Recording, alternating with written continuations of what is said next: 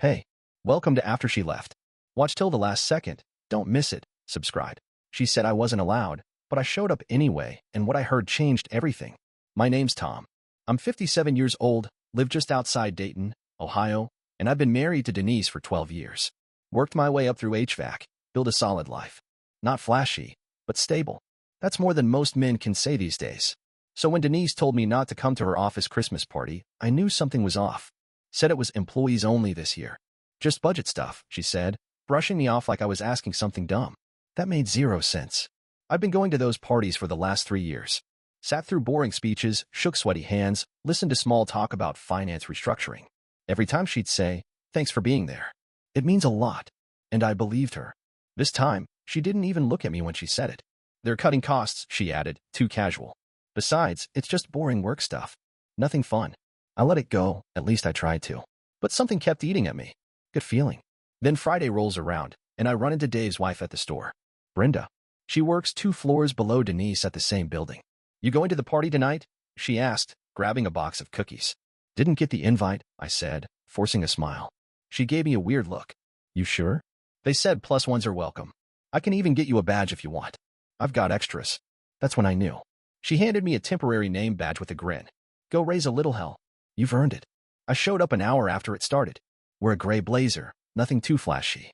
Figured if someone stopped me, I'd just say I stepped in to drop off Denise's scarf or some excuse like that. The hotel conference room was decked out like usual, fake snow, budget Santa, cheap wine. I stayed near the drink table, half hidden behind a tacky Christmas tree. Just watched. I spotted Denise near the front, sitting close to her boss. Carl. Mid-50s, slick back hair, the kind of guy who'd wink at waitresses and call it just being friendly. I'd seen him a couple times, never liked the way he looked at her. They were laughing. Too close. His hand brushed her shoulder. She didn't flinch. Then he leaned in, real close to her ear, and said clear as day, "He doesn't deserve a woman like you." Just like that. No shame. Right in front of a room full of people. She smiled. Not nervous. Not uncomfortable. Just smiled. I felt something in my chest shift. Like a wrench to the ribs. I stepped forward. Didn't even think about it. "Funny thing," I said loud enough to cut through the music. "I thought it was employees only." They both froze. Her wine glass tilted, nearly spilled. Carl turned, smug look dropping off his face like a brick. "Tom," Denise said, voice cracking. What are you doing here?" I stared at her, then at him. "Just making sure the budget cuts were real," I said. "Guess I'm the fool, huh?" Carl opened his mouth, maybe to charm his way out, but I didn't give him the chance. "Don't worry," I said, stepping back. "Won't stay long. I wouldn't want to embarrass anyone." And with that, I turned around and walked out. Left the badge on the table next to the wine. Let them explain that to the rest of the room. I didn't need to hear more. I'd heard enough. On the drive home from the party, she kept glancing at me like I was some kind of intruder. I didn't say a word. Just kept my hands at 10 and 2, eyes on the road, radio off. The silence sat heavy between us, like a third passenger. Finally, about 10 minutes in, she tried to break the ice. "I can't believe you just showed up like that." I didn't look at her. "Didn't think I was allowed," I said flatly. "Thought it was employees only." The words hung there a second before I added, "Guess Brenda didn't get the memo." Denise huffed. "You embarrassed me in front of my entire department." I let out a short breath, not quite a laugh. "Your boss embarrassed you." I just responded. She didn't say anything after that. Just stared out the window the rest of the ride. The next few days, things got weird. Not in a dramatic way. Quiet weird. The kind where you notice things that don't line up, but you can't quite pin them down. Monday night, she said she had to catch up on emails. Stayed in the office with the door shut for hours, typing away. I walked past on my way to the garage, her screen was off. Just black. When I came back in, she was laughing into her phone. When she saw me, she fumbled to hang up and said it was her sister. I didn't say anything right then, just raised an eyebrow. A couple hours later, I texted her sister out of curiosity. Just a "hey, how's it going?" sort of thing. Got a reply back. "All good. Haven't talked to Denise in a while. Everything okay?" I stared at that message for a long time. Another night, I walked into the bedroom and saw her phone light up on the nightstand. Face down, like always. The name on the screen was just an initial. "C." And the preview? Nothing but an emoji, a winking face. She scooped it up fast, turned away like she was checking the weather. "Just work stuff," she said. "Client being a pain." I nodded. "A lot of clients send flirty emojis now, huh?" She shot me a glare. "Don't start, Tom. You're being paranoid." That word, paranoid, she used it a lot that week. Whenever I asked simple questions, even the kind of stuff we used to joke about, She'd pull back and act like I was accusing her of murder. On Thursday, she came home late. Said she'd been at the gym, but her hair was still curled and makeup still fresh. She smelled like wine. I asked how spin class was. She blinked like she forgot the lie. Wait, spin? Oh, no, I skipped that. Just did some treadmill and stretching. Quick workout. We both knew she hadn't gone near a treadmill. That night, I couldn't sleep. Just laid there in the dark, staring at the ceiling, listening to the occasional buzz of her phone lighting up again and again. Eventually, I got up and sat in the living room, staring at the family photo on the wall, the one from 3 summers ago in Myrtle Beach. She looked happy in that picture. I did too. It felt like 100 years ago. I thought about asking her point blank. Thought about grabbing her phone and scrolling through it while she slept. But I didn't. Not yet. Instead, I started paying attention. She bought new underwear that week. Stuff she'd never worn around me. Said it was just a good deal online. Left the packaging on the bathroom counter. Lace. Tiny. The kind of thing that wasn't meant for a husband she no longer kissed goodnight. On Friday, I watched her get dressed for work. Full makeup, push-up bra, that maroon blouse she used to save for special occasions. She smiled at herself in the mirror, then saw me in the reflection and flinched slightly. You going somewhere after work? I asked casually. No, she said quickly. Just felt like looking nice. Right. That was the day I stopped playing dumb. If she wanted to act like nothing was going on, fine. But I wasn't going to be the guy who sat around ignoring red flags while someone else made a fool out of him. I started digging. Not to cause drama. Not to explode. Just to know. Because she wasn't going to tell me the truth, and I was tired of pretending I didn't already see it. I figured if anyone would know, it'd be Dave's wife. Brenda saw everything in that office, not just the accounting files, but the gossip, the weird looks, the harmless flirtation people pretend not to notice. So that Saturday, while the guys were watching the game in Dave's garage, I caught her in the kitchen grabbing more chips and soda. Brenda, I said, keeping my tone light, can I ask you something off the record? She raised an eyebrow.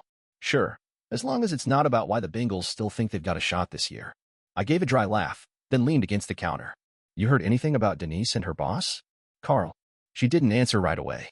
Just pressed her lips together and adjusted the chip bag like she was stalling for time. Finally, she looked at me. Off the record, she repeated. I nodded. They're real friendly. Let's put it that way. People talk. Not to be mean, but it's been going on for a while. They stay late a lot. Take long lunch breaks. Carl's known for this kind of thing. I kept my face blank, but inside, I felt something cold settle into my stomach. I thanked her, took the chips, and went back to the garage like nothing had happened. The next morning, I started checking our joint bank account. Nothing obvious at first, the usual bills, groceries, gas. But then I saw something that didn't belong, charges from a downtown hotel.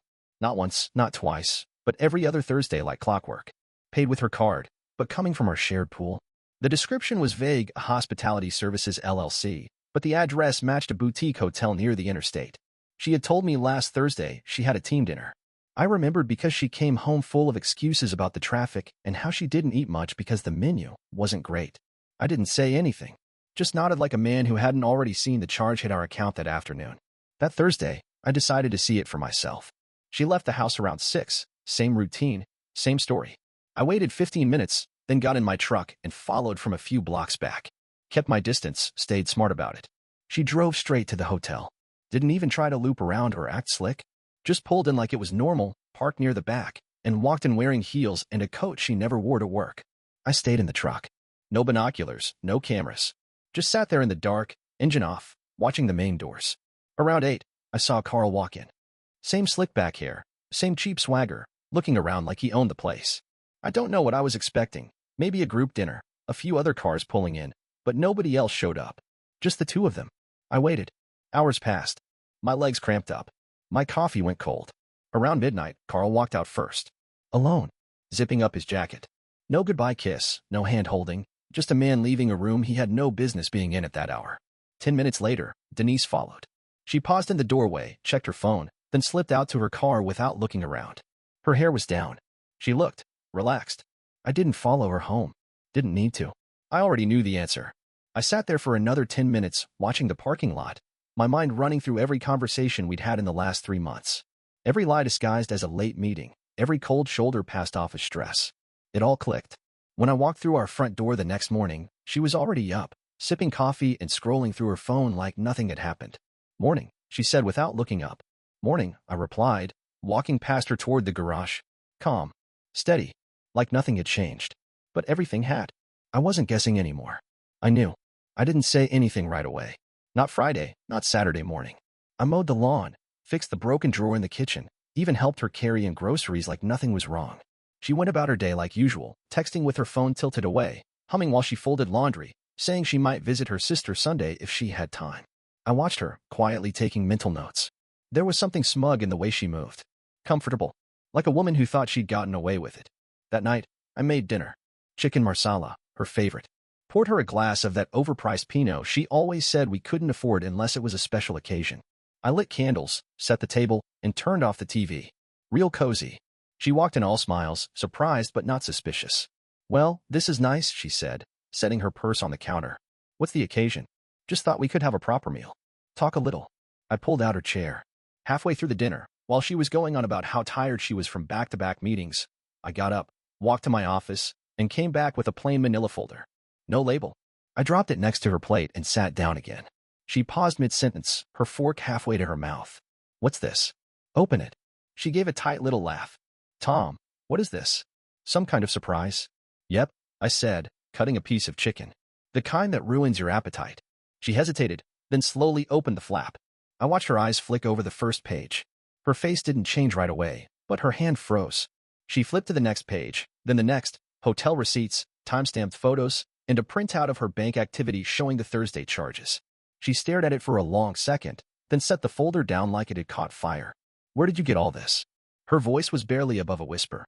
Doesn't matter. How long? She didn't answer. Just rubbed her forehead like she had a migraine. When she finally looked up, her eyes were red, but not from tears. From being caught. It's not what you think. I held up my hand. Don't. You had your story ready. Save it. Just tell me how long. She looked away, then muttered, a few months. It wasn't serious. I leaned back, staring at her like I didn't even recognize her. Not serious?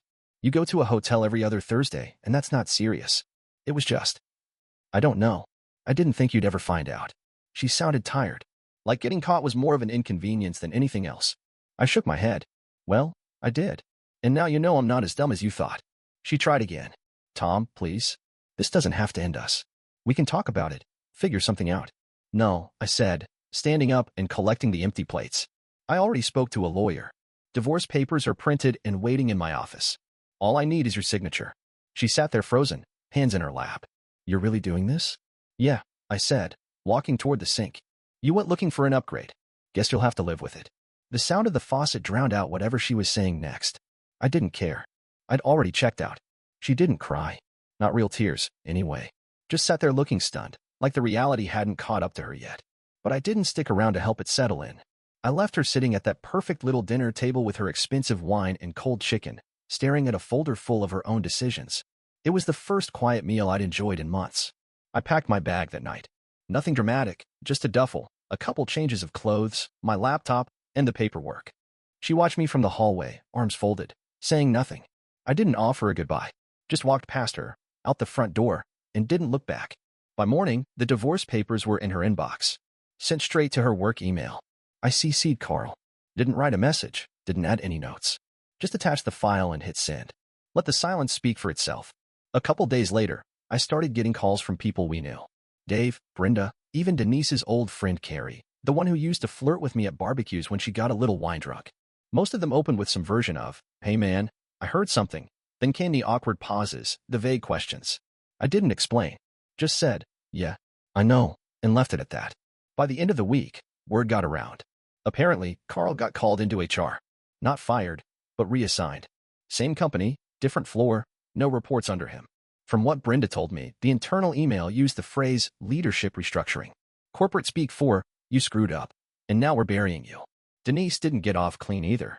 They moved her to another department, something with less visibility, less client interaction. Her name wasn't on the holiday newsletter that year. Small thing, but it spoke volumes. I kept my distance, let it all unravel on its own. The only time I stepped in was when mutual friends started trying to mediate. Lance, the guy who always acted like the voice of reason, called me up one night. Hey, man, listen. I know things went sideways, but do you really think airing it out at work was the right move? I didn't even let him finish. You cheat on your wife, Lance? What? No. Then shut the hell up. Click. She tried to call a few times too. First, private numbers. Then her own. I let it ring. Eventually, I blocked her. If she wanted to talk, she could talk to her lawyer. The one call I did answer came from her parents. Weird, right? I figured they'd be angry. But her dad picked up, and his voice was quiet. Tom, we're sorry. We had no idea. I didn't know what to say to that. I just stood in the middle of my motel room, looking out the window at the empty parking lot, and said, yeah, me neither. We always thought you were good to her, her mom added. We thought she'd settle down, that maybe. I don't know. Well, I said, now you know. They didn't try to defend her. Didn't try to fix it. Just apologized, and that was that. Later that week, Brenda called and said people at work weren't looking at Denise the same. Nobody said anything to her face, but the office vibe had shifted. She walks in, and the break room gets quiet. You know that feeling? Like everyone knows, but no one wants to be the first to say it. I knew that feeling. That Sunday, Dave and Brenda came by the rental I was staying at. Brought beer, ordered wings, and we sat on the back porch watching the sun go down. Football on the radio, no pressure to talk. Dave raised his bottle. To upgrades. I clinked his without smiling. To downgrades, I said. She's the one who traded down. Then I leaned back, sipped my beer, and enjoyed the quiet. For the first time in months, it didn't feel like I was stuck in someone else's mess. It felt like mine again, and that was enough. Turns out she wasn't just cheating on me, she was robbing me while doing it. I found out about the hidden bank account during the discovery phase of the divorce. My lawyer flagged it, said it looked like Denise had been transferring small amounts out of our joint savings for almost a year. Nothing flashy, just enough to avoid drawing attention. A couple hundred here, for 50 there. But over time, it added up. Nearly 12 grand. When I asked her about it in mediation, she tried to play dumb.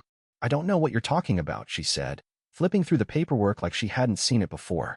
My lawyer slid a printout across the table. This is your signature on the wire transfer, correct?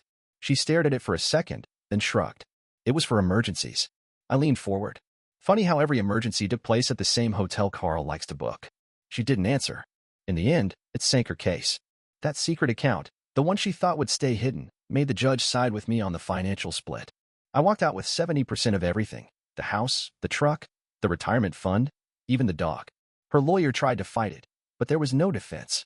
The paper trail was solid. After the ruling, she had the nerve to corner me in the hallway outside the courthouse. This is so petty, Tom, she hissed. You're ruining me over a mistake. I looked her dead in the eye. You didn't just cheat. You stole. Be glad you're not dealing with charges. She scoffed and walked away, heels echoing down the marble corridor like a gavel. That night, I changed my number. Sent her one last message before I hit delete.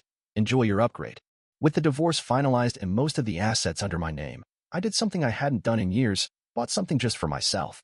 Found a used '94 Silverado in mint shape, low miles, rust-free. Paid cash. The guy selling it looked at me sideways when I peeled off the bills. You just sell a boat or something? He joked. Nah, I said, smiling faintly. I just dumped some deadweight. I took the truck on the road that weekend. No destination, no map. Just pointed west and kept driving. Stayed off the interstates. Took county roads, old state highways. Pulled over when I felt like it, ate at little diners, slept in roadside motels. It wasn't glamorous, but it was real. Quiet. Honest. The second night, I parked at a trailhead somewhere in Missouri. Left my phone in the glove box, climbed into the bed of the truck, and just lay there staring up at the stars. No traffic. No city noise. No phone lighting up with some fake excuse or a coworker's number she swore she barely talked to. I hadn't slept that well in 10 years. People always think revenge has to be loud. Big scene, screaming match, public humiliation. But sometimes, the real revenge is simple. You leave. You take everything they counted on, everything they thought they could get away with, and you walk away without a backward glance. She's probably still telling people I blindsided her. That I was overreacting. That I'm bitter. Let her. While she's stuck explaining herself in whispered office gossip and strained family dinners, I'm out here with the windows down, engine humming, miles rolling under my tires like nothing ever touched me. I didn't need to burn her life down. She did it herself. I just made sure I took the matches with me. It's been 10 months since I walked out that door, and not once have I regretted it. I still live in Dayton, but I'm in a smaller place now, a one-story rental across town with a decent-sized garage and a patch of yard I actually enjoy mowing. The old house? I kept it, like the court awarded. Didn't want it, but I figured I might as well make it work for me. Rented it out to a young couple with 2 dogs and a kid on the way. Every month, their rent shows up right on time. Feels cleaner that way. That place doesn't feel like home anymore. Just an address with history. I never heard from Denise again after I changed my number. Not directly, anyway. A few mutuals tried to reach out early on. Brenda texted once to say Denise still worked at the company, but people avoided her now. Like she's contagious, she wrote. Apparently, the story got around, even though nobody talked about it openly. Office folks have long memories. She switched apartments again. No more client-facing work. No more visibility. Just a desk in a quiet corner and people who smile tight and walk the other way. As for Carl, word is he retired early, but everybody knows what that means. The guy who used to strut around like a discount Don Draper now spends his days golfing in silence. They didn't throw him a party. Didn't even send an all-staff email. Just a line in the HR bulletin and a new nameplate on his old door. I didn't need to lift a finger. They dug their own graves. Sundays are mine now. Dave and Brenda stop by in the afternoons. He brings beer. She brings those god-awful veggie chips she claims she likes. We watch football in my garage, which I converted into a workshop and bar. Built the whole thing myself, reclaimed wood, metal pipe shelving, an old-school jukebox I found on Craigslist. Took up woodworking during the quiet evenings. Keeps my hands busy and my mind sharp. Made a decent butcher block table last month. Thinking about building a few and selling them online. I haven't dated. Not because I'm scared or bitter. I just don't feel like wasting time on someone who talks in circles or keeps their phone face down. I'm not lonely. There's a difference. I get up early. I work with my hands. I eat what I want and sleep like a man with nothing to explain. Sometimes I see Denise's name pop up when someone tags her in an old Facebook memory, a vacation, a work dinner, something fake and polished. I don't click. What's the point? She made her choices. Now she gets to live with them. One of her coworkers messaged me out of the blue last month. Said, "You were right to walk." Everyone knows it now. I didn't reply. Didn't need to. Her parents called once more, around Christmas, to check in. They still send a card. Handwritten, respectful. No return address. I read them, then throw them away. I'm not angry. I just don't need that kind of closure. Some people can't be fixed. Some things can't be repaired. And that's fine. I've got what I came for. Peace. My name on the title, my keys in the ignition, and nobody breathing down my neck about where I've been or who I'm texting. She lost her career standing, her social circle, and the one person who actually gave a damn about her. All in one clean break. And me? I've got Sunday beer, sawdust on my floor, and a truck that runs like a dream. That'll do just fine.